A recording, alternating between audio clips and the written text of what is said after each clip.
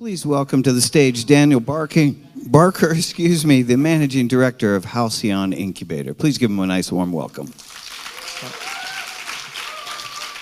Thank you so much. I'm happy to go by Daniel Barkey too. But all jokes aside, my name is Dan Barker, and I'm so excited to welcome you to the Cohort 17 Showcase. For those of you who I haven't had the chance to meet, I'm Managing Director here, which means I have the amazing opportunity of working with the founders that you're going to hear from day in and day out. And it is a true privilege for us to do that work. As you all know, our mission here at Halcyon is to accelerate the impact-driven future of business. And if you didn't know it, it's actually written right behind me. But we do that by supporting the very entrepreneurs that you're going to hear from today, by providing them with access to resources, to skills training, everything from investment readiness to how to measure impact, to leadership coaching, to mentors and advisors, and also creating a space where they can create a community, a shared community, because only the founders actually know what this journey is like. And it's been an incredible journey over the last 4 months to watch them. For those of you who were here a few months ago for our last residential showcase, you'd have heard me talk about a core Halcyon value, optimism. And our founders absolutely represent this value. They represent the ability to see through all the negativity, all the nihilism that is coming our way every single day. But this cohort in particular actually represents a different Halcyon value. And for me, being able to watch them over the last 4 months, it's really about nimbleness, and nimble is a core Halcyon value. We've seen how, from a professional standpoint, they've navigated some really choppy waters, from having to fly across the planet to respond to a client emergency or to take advantage of a new opportunity in a new country, having to pivot, having to listen to the demands and sometimes the whims of investors, having to take in customer feedback, hearing the good, bad, and even sometimes the ugly. But they've done it with grace and with grit, and it's been amazing to see how they've grown on this journey. And it hasn't just been their professional lives. We know that being a founder can be all-consuming, but they didn't stop being parents, friends, family members during this period. I can't think of a better example of how they've taken everything that life has thrown at them, that they've reimagined what we mean by incubator here. We had the birth of our first Halcyon baby just a few weeks ago. She's actually in the room wearing a cute Halcyon onesie. But is there any better representation that our founders can and do it all? And it's just been incredible to be, as I said, part of this journey. And we hope that you all will join them in this journey. At the end of today, after you've heard from the pitches, you'll see that we have some space in the back for you to connect. We really want you to take this opportunity to connect with our fellows, share your wisdom, share your connections. If you brought a checkbook, I'm sure they'll take that too. And so my job here is really to get you to the main show, to get you to the fellows. Just a few bits of housekeeping. You'll hear 6 different pitches today, one of which will be via video. We all kind of know how this goes. Again, being nimble, we've had to respond to some challenges. And after those pitches, you'll hear some closing remarks from the real boss of this show, Marcelo. And then again, you'll have that opportunity to connect with our fellows. So we hope you really take advantage of this opportunity. I know at the end of this journey, you're going to be as proud of them as we are. We are so grateful for all of our supporters who have walked with us along this journey and have really made sure that the fellows have all the resources that they need in order to focus on their vision and their vision to change the world. So without further ado, it is my incredible pleasure to introduce you to an amazing human who's doing fantastic work. Our first pitch from Rebecca Rosenberg, CEO of Reboka.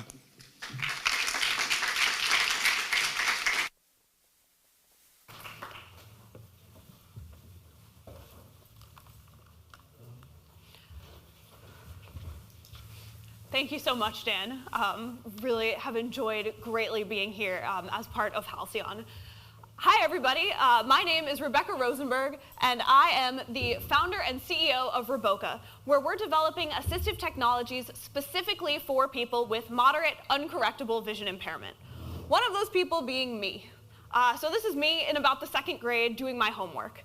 And one of the first things you might notice is just how close my face needs to be to that workbook in order for me to see what's going on. And standing in front of you at 24, I can say that I still have to do this. I still hold my phone really close to my face, and I still can't read the menu board at Starbucks. One of the second things you might notice is that I'm actually not wearing any glasses. And the reason for that is because the type of vision impairment that I have is not correctable with glasses, or LASIK surgery, or really any other treatment we have currently available to us as humans. And as it turns out, it's not just me. About 25 million Americans have some sort of moderate, uncorrectable vision impairment. So let's break down what that means. You can think of vision impairment as very much a spectrum, where on one side you have those with perfect 20/20 vision, and on the other side, complete and total blindness. Those of us in the middle are referred to as visually impaired. If you're relatively close to the right side of the spectrum, generally all you need is a pair of glasses to get you back up to perfect or effectively perfect vision. And if you're on the other side of the spectrum, there are devices like these, the CCTV and the iris vision, that can aid individuals who are blind or very near blind. But for those of us in the middle, things are a little blurrier. We need more help than glasses are able to provide, but the technologies on the left are bulky, expensive, and overall just not designed for us. So our goal at Roboca was to take the most useful functionalities of the technologies on the left and provide them to our moderately visually impaired users in a format that was personalizable, customizable, and a lot less expensive than the alternatives. And thus, the Roboca app was born. Our patent-pending technology allows users to create customized video filters and overlay them on a live camera feed from their phone in order to personalize how they're seeing the world to their specific needs in any situation. And when they find a combination of settings that works for them, they can save it as a preset for quick access later. So to see how this works, we use this example. This was a real situation that I was actually in at a restaurant. And I don't know whose idea it was to put these awful red boxes behind the text, but it made it really inaccessible. But using the Roboca app, we were able to just add a little bit of red color that totally canceled out those red boxes and made the menu all the more readable. I like to say that so long as there is poor graphic design, there will be a good use for the Roboca app. In this situation, we were able to enable this user to safely and discreetly navigate in a situation where they didn't know where they were going. Instead of having to kind of walk around the station and look for the appropriate signs and really look and appear lost, they could sit back and use the Roboca app to figure out where the trains were going to come from. So we officially launched this technology on the iOS App Store on June 20th of this year, about 24 weeks ago.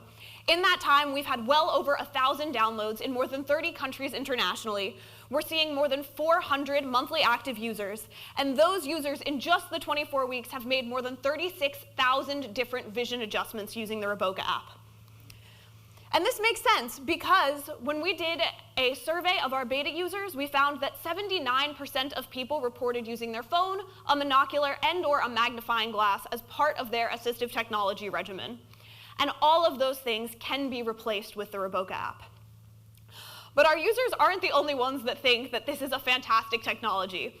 We were actually invited to come exhibit for free at the Consumer Electronics Show this January in Las Vegas, and we're so excited to be able to present our technology at this world-renowned stage.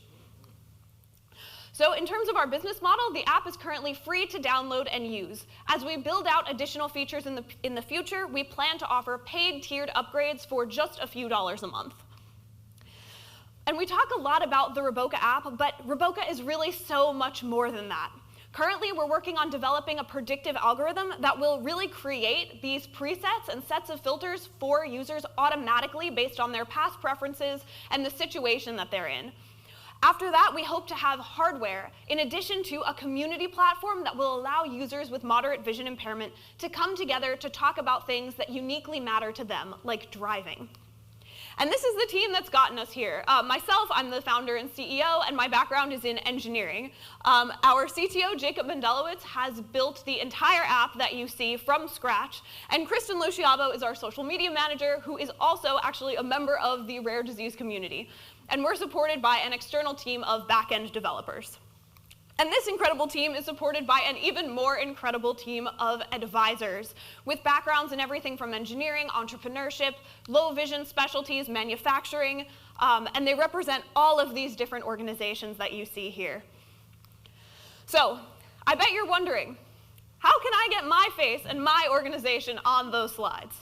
Well, today is your lucky day because Roboca is fundraising, and I would love to talk to you more about it after the presentations to see how you can join us in creating a world that can simply see. Thank you so much.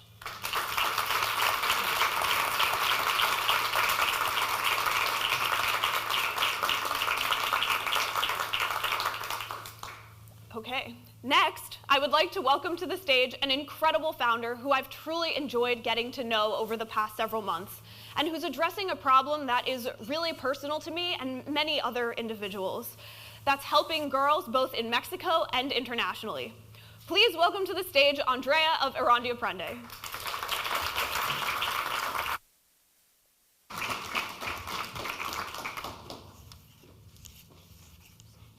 Hello everyone, you already know who I am, but again, let's do this. I'm Andrea, and I'm about to tell you a very interesting story. So, once upon a time, there was a young girl named Mirandi. She was someone who understood that through science and technology, she had the power to build things and solve problems that could change the world for good. Mirandi. That's actually a name where I'm originally from, which is Mexico, and it means awakening or sunrise in the Purépecha language. But for us, more specifically, it entails the awakening of women in science and technology. Now, you might recognize some of the names over here. They are or were women working in STEAM, meaning science, technology, engineering, arts, and math. However, you might also notice there's very few names out there, because this is a reality. There's a real gender gap in the science and technology fields. In Mexico itself, since the 3rd grade, 9 out of 10, I'm going to repeat myself, 9 out of 10 girls associate science and technology skills as masculine ones. And for this exact same reason, my team and I decided to tackle the problem, because we couldn't relate to it. We were either women that suffered the hardship of being the only female representative in the room, or were women who decided not to go to these fields because we didn't feel we had the capabilities to do so. Along the way, we have been able to also get fantastic partners who are providing us with the necessary help to make our vision an actual reality. And this is why we decided to build erandiaprende.com. This is a child-friendly access point to the STEAM universe, and it is a platform and marketplace that will allow any adult to access all sorts of resources around STEAM. That can be experiment kits, courses, live activities, that will enable any child between the ages of 8 to 12 to spark an interest for science and technology. After several iterations, we have come to the conclusions that we should move and shift towards having most of our products on the digital space, besides showing the multidisciplinarity of things by linking science technology with other subjects in daily activities, as well as functioning on a bilingual basis, and most importantly, providing tailor-made education for each and every one, guided forth by our AI and character Erandi. Besides, we really want to focus on not only developing hard skills, such as critical thinking, but also develop soft skills, such as creativity or resilience. And up to date, we have been able to reach 4,000 young minds, and it's still growing. We have been able to do so by doing several B2B collaborations with museums, national media, and also local governments, and also have done a couple of B2C sales. And this is just the beginning, because we're scaling this to make it something bigger. We are building what is called STEAMland, a place where every child can learn about the subjects that they enjoy, build the projects that they want to build and work on, and connect with fellow community learners, as well as access the resources that they need. Here's just a quick snapshot of a question that one of our first students asked. Renata has been obsessed with astronauts since she saw the Lightyear movie last summer. And she asked Erandi, how can I become an astronaut? Erandi just displayed a couple of examples of things that she can do. She can listen about stories about astronauts that are already out there. She can find resources that are available on the web, or perhaps go to a museum and learn more about this. And the market opportunity is huge. In Mexico itself, we're talking about 19 million girls, almost, representing 50% of our entire population. In the Latin America and Caribbean level, we're talking about 92 millions, and worldwide, an eighth of the population.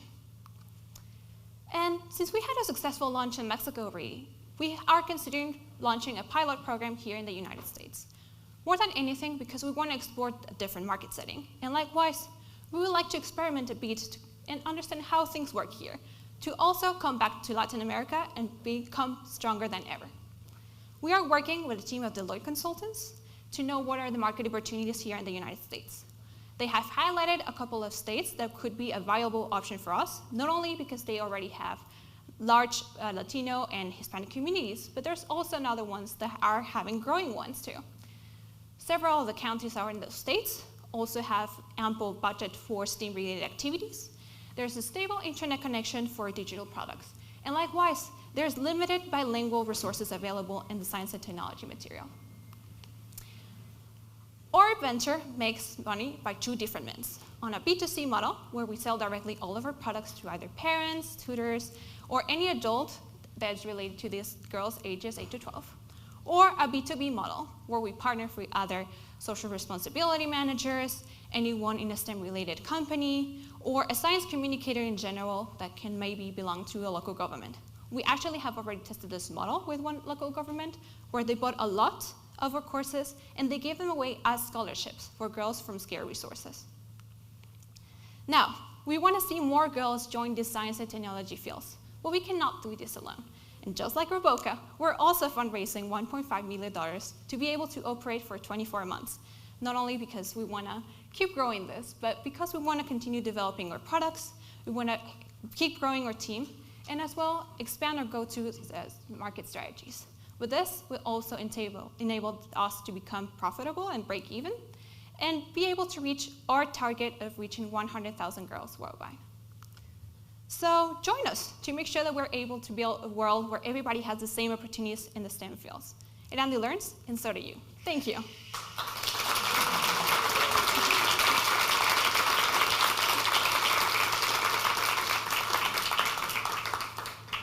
Now, before I leave the stage, I would like to invite the following speaker, Joanne, who is right here in front of me. Joanne and I really bonded over something very important, which is food. And we got to share so many of our stories and difficulties that we have faced throughout the past few years.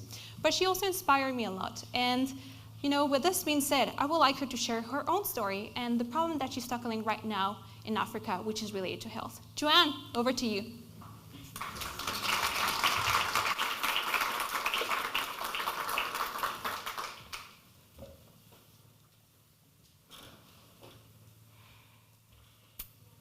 Good afternoon, ladies and gentlemen. Can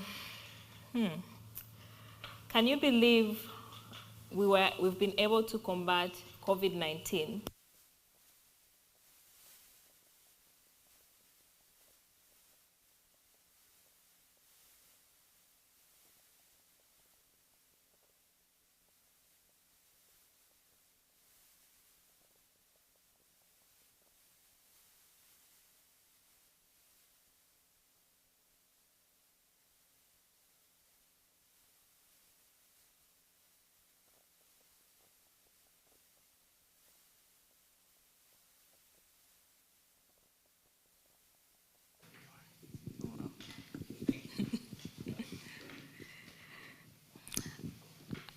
I'll repeat this.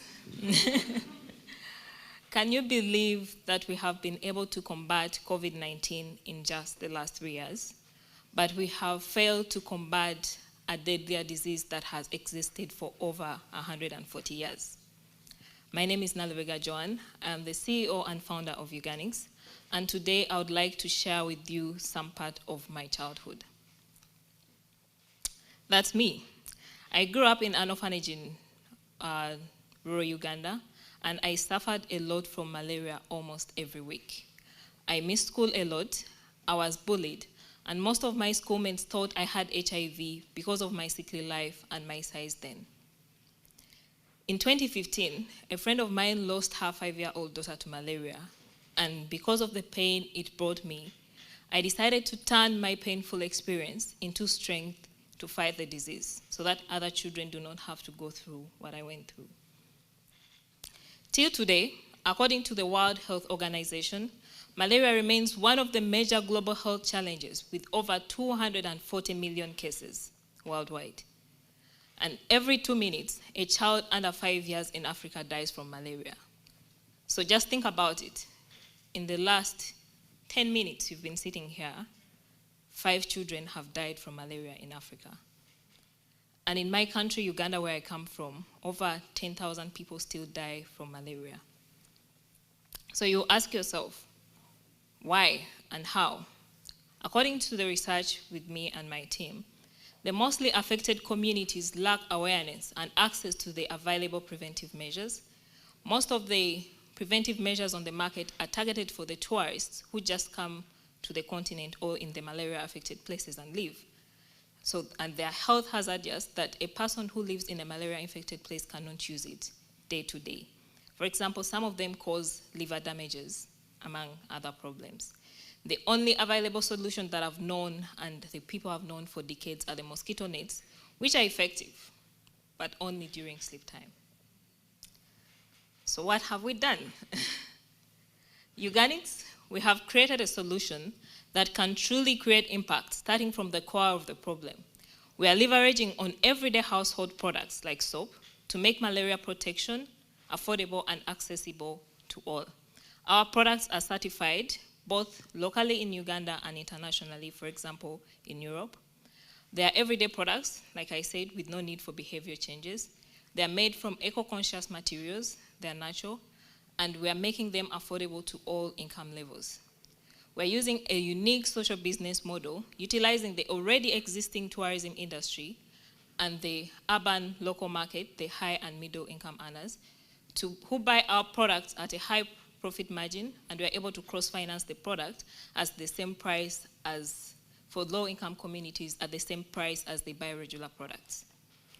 Yes, we are a social business, but we are also making income. For example, our customer acquisition cost is 95 cents, and our customer lifetime value is up to $23,000. We are solving a very big problem, which gives us a very huge opportunity. For example, our total addressable market is up to $6.4 billion, and this is just for the eco-conscious market and the urban market, or the households in just the malaria-infected places. But remember, the product we are making is a product that repels mosquitoes, so it can prevent other diseases like Zika, dengue, among others. And unlike our competitors, I'll say this again, our products are multi-purpose, they're everyday products with no need for behavior changes, and we've made them affordable to all income levels. Over the last 5 years, our revenues have grown tremendously. For example, in 2018, when we made our first sales, our revenue was $2,500, and to date, our revenue has grown up to $370,000 annually. And in just the last 5 months of this year, our monthly revenue have multiplied by 5, making our goal of reaching 480,000 revenue growth more possible. We have also created tremendous impact in our community since we are impact driven. For example, we are employing up to 40 women and youths. We have impacted up to 3 million people locally in Uganda. We have subsidized up to 500,000 pieces of soap in refugee camps, orphanages, and low-income communities. And according to our impact measurement surveys, we have reduced malaria cases by 85% in the households we've been working in. For example, I would like you to meet Ivoni and her 7 grandchildren. Ivoni is a woman who lives in rural Uganda, and before, in the last 3 years, she used to visit the hospital for her grandchildren at least 10 times a month. She earns $15 a month or less. So you will wonder, how was she taking care of the kids and also catering for the hospital bills? That's a question. The kids, not only that, but the kids had to miss school for all the days they were sick. And one of the saddest things that I found out is she had no knowledge about malaria. For example, the first conversation I had with her, and I asked her how she thinks her grandchildren get malaria, She told me she thinks from drinking unboiled water. That was very sad, because how can you solve a problem you don't even understand? But in the last 3 years, since she started using our products and attending our awareness campaigns and practicing our preventive measures we provide, she has only visited the hospital 15 times. We have not eradicated malaria for Ivoni, but we have reduced it, and we want to eradicate it. I am not doing this amazing work alone. I work with a team of passionate and skilled young people like myself, and among us we have skills ranging from entrepreneurship, management, strategic planning, and we are supported by organizations like Johnson & Johnson. Currently we are being supported by Halcyon to make this possible. And we want to continue to create impact. We want to continue growing so that other people have access to our services and products. We need $1.3 million to invest in hiring the skills that we need on the team to continuously develop the product, to increase our production capacity, to invest in our supply chain, among others. Well, like you've seen, malaria is a preventable disease. It is possible for us to eradicate it, but we cannot do this alone. That's why we would like you to join us. Thank you so much.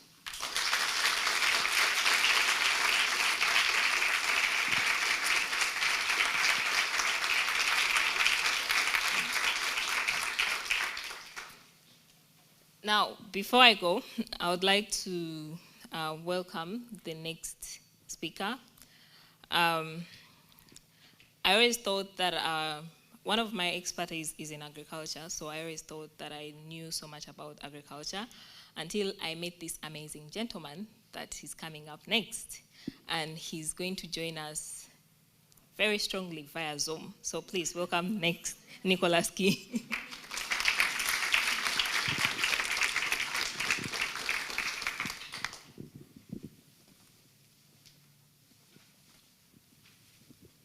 Hi everyone, I'm Nicholas Key and I'm the co-founder and CEO of Key Farms.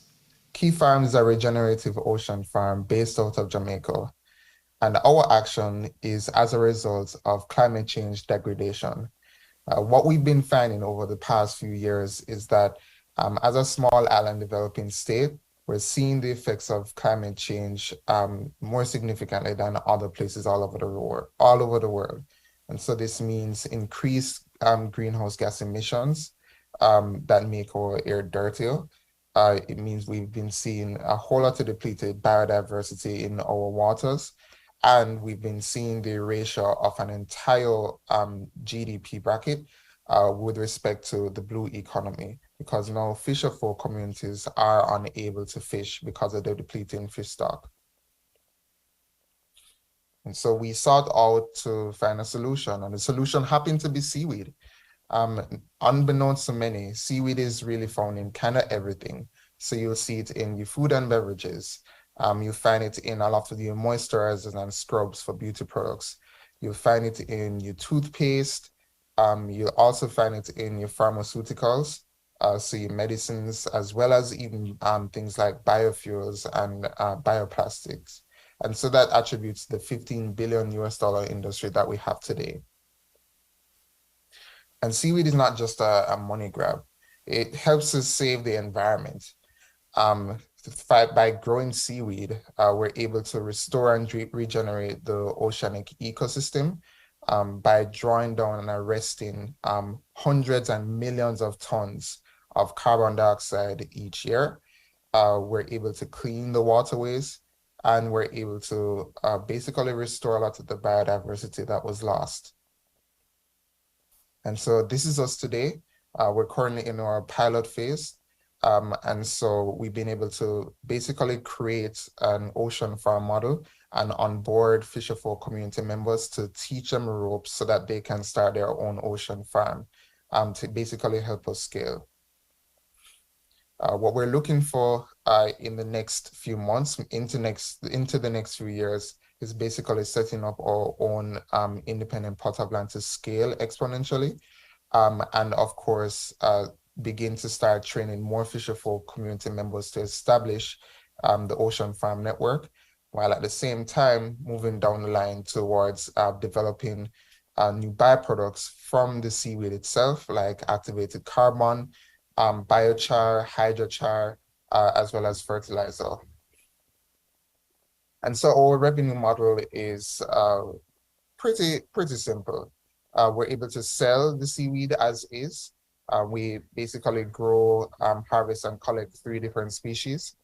We're able to turn these byproducts into things like activated carbon, biochar, agar, and fertilizer, as mentioned before, and then sell it to the market.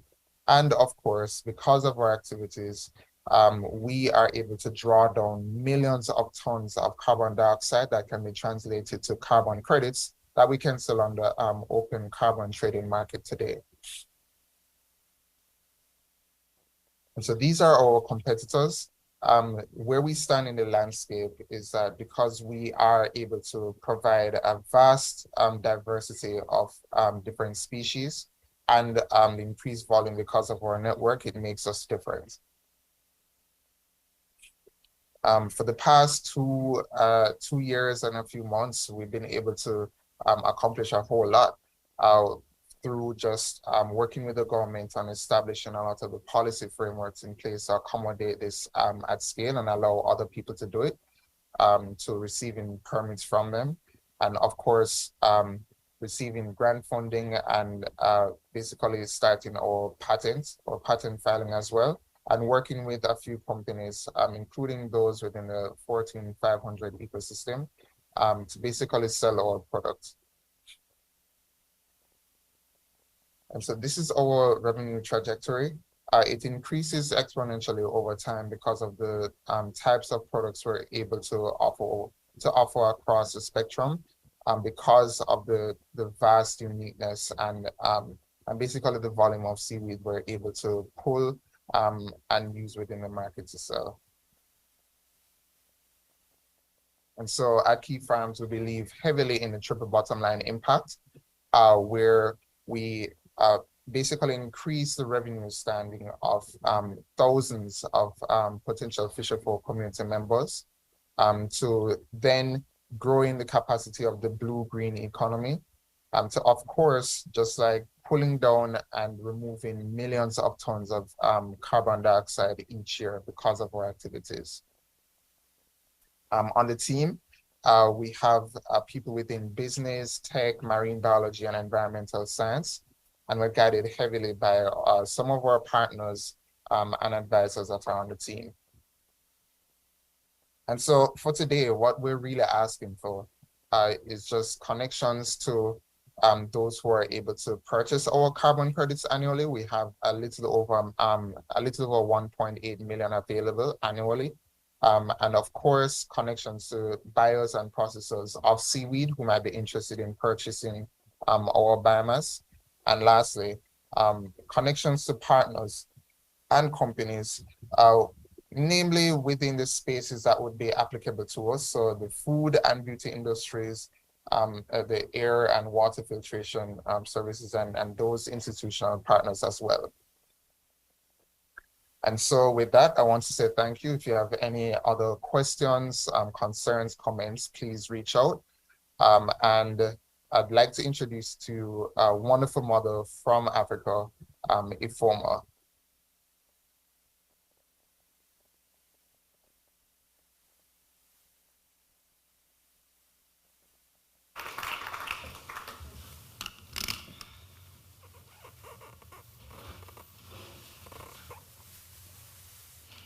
Hello everyone, my name is Ifoma Odo, and I run a company called Shecluded.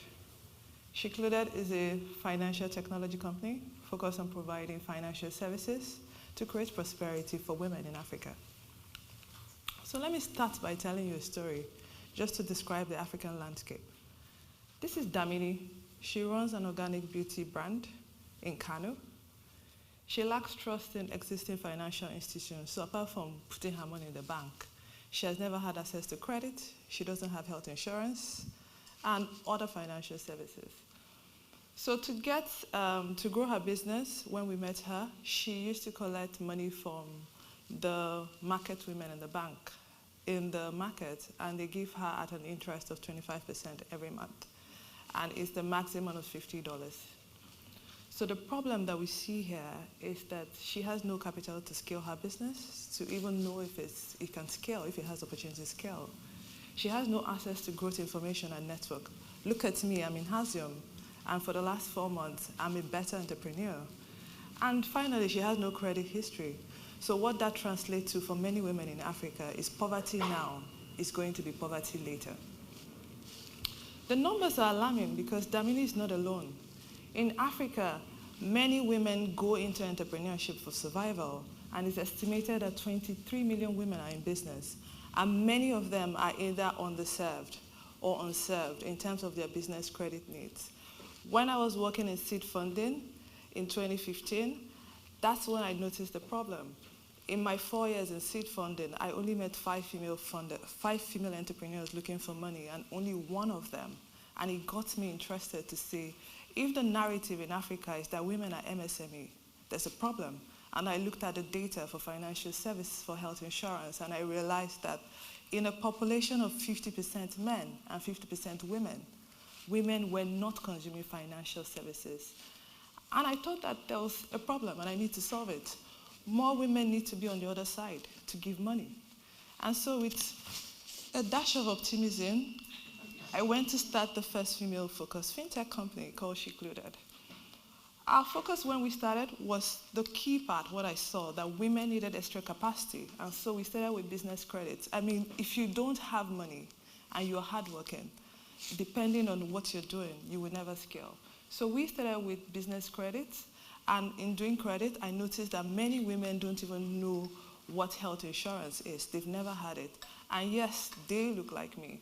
And we started investing in education because education was missing. Like financial literacy is not in the curriculum in the schools in Africa, and it's a fancy word. And over time, we want to go into health insurance. Our business model since we started has been simple. Get the women that are qualified, train them, and those that are ready, we give them business loans. And based on their performance, we rate them and prorate the interest rate for them. And then we also charge a transaction fee. Our traction since we started, our community has grown to like 32,000, and out of them, we've been able to give 3,500 women money. And what we found out that once we get a customer, she's likely to come back 4 times in a year. And we've seen them grow. We've seen customers like Damini grow from loans of $500 to $1,000 and to $3,000. To Damini's case, we saw her improve her distribution from 1 distributor to 18 distributors since we started with her. Our revenue has grown. I mean, I started this with my personal fund to prove that, and after a while, many people joined, and we raised a pre-seed of 210,000, and with that, this is our projection. Modest. We like to be modest, but when we raise money, we know that we'll do more. The opportunity for us is Pan-African. I was surprised when I started getting mails from women in Uganda. Malawi is saying, hi, it's the same thing, the banks don't give us money. Come to Malawi, come to Uganda. And we started looking at the data, and we found out that this opportunity and this trend is not just peculiar to Nigeria, which is the biggest country in Africa. It's actually the landscape across Africa. Traditional financial services have not served women. They were created at a time when women were not key players in the economy. Our competitive advantage has made us unique. I mean, banks look at us and come to us for data. We have data, and we've been able to use the alternative data that women do to be able to score them, to give them loans. One of the biggest problems that financial institutions have is that they say they don't have data to understand the women. They don't understand some of what they do. Some of them sound like hobby. And so we have that as our advantage.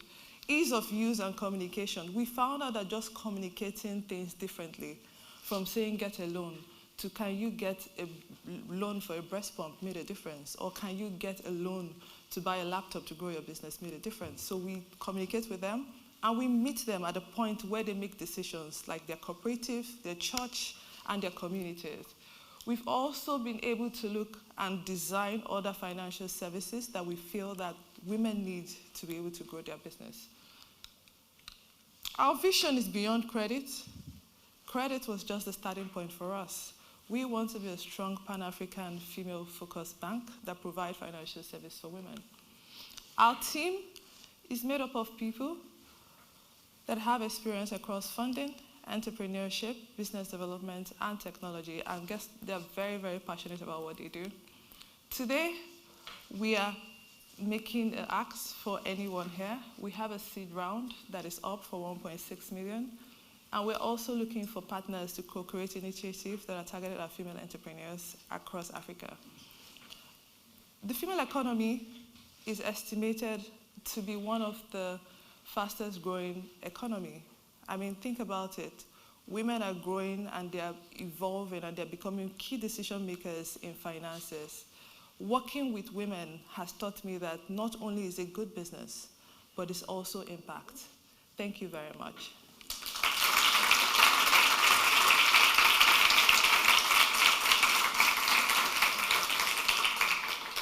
So I love London. I'm not sure if it's because it's close to Nigeria in comparison with America, or if it's the English breakfast, like, trust me, that's like one of the best. Or, yeah, or the fashion. So our next speaker is solving one of the biggest problems on how to use data to make fast decision making in an easy, more compact way. And that is Georgia. Thank you.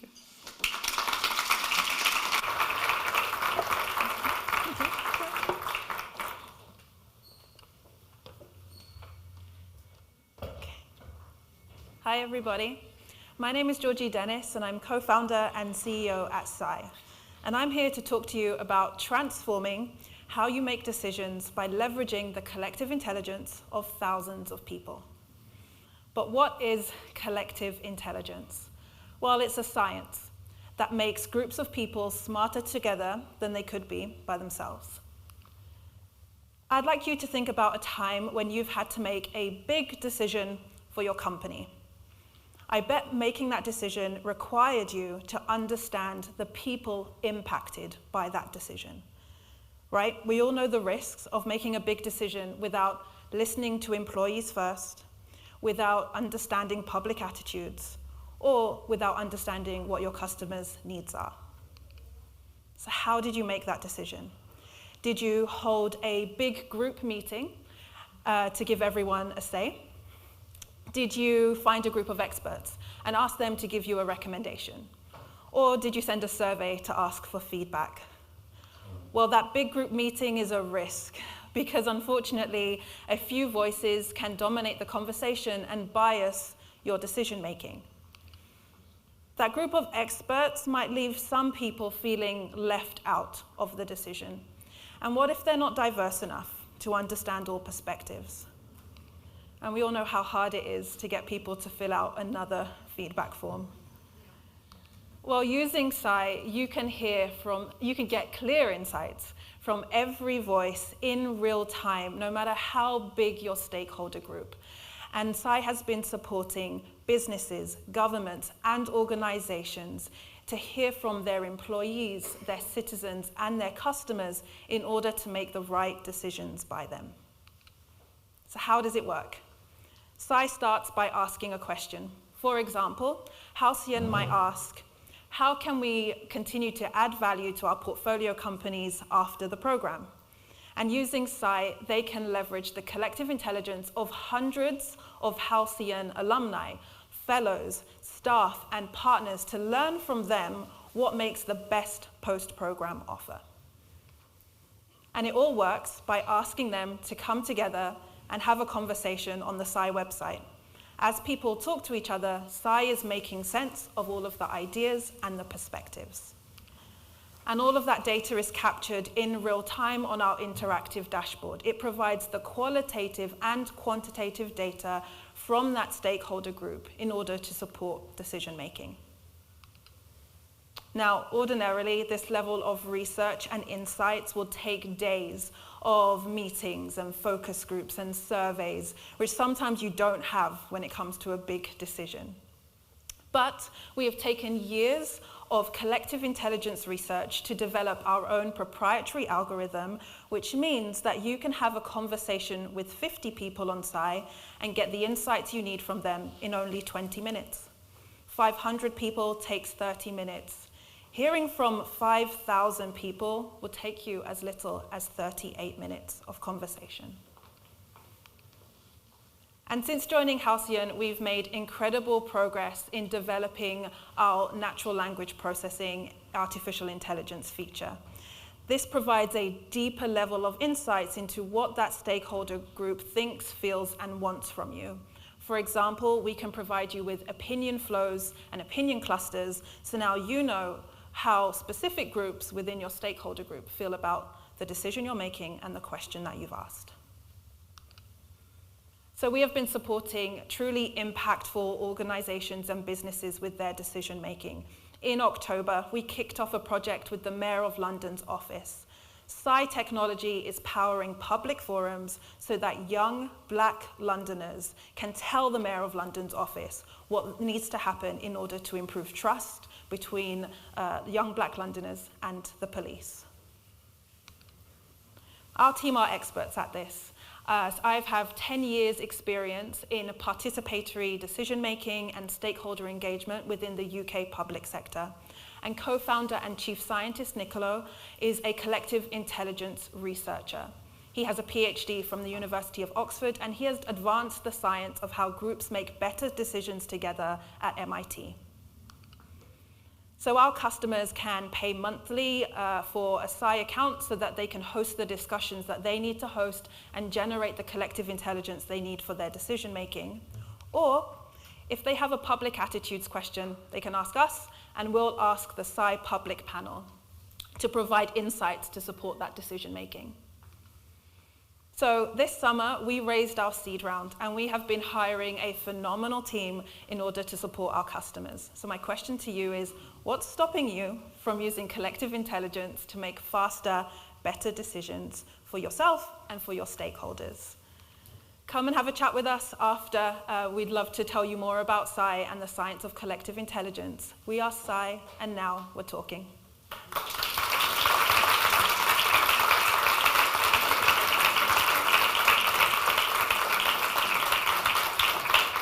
So now I'm here to hand over to Cohort 17's fearless leader, Marcelo, to close us out.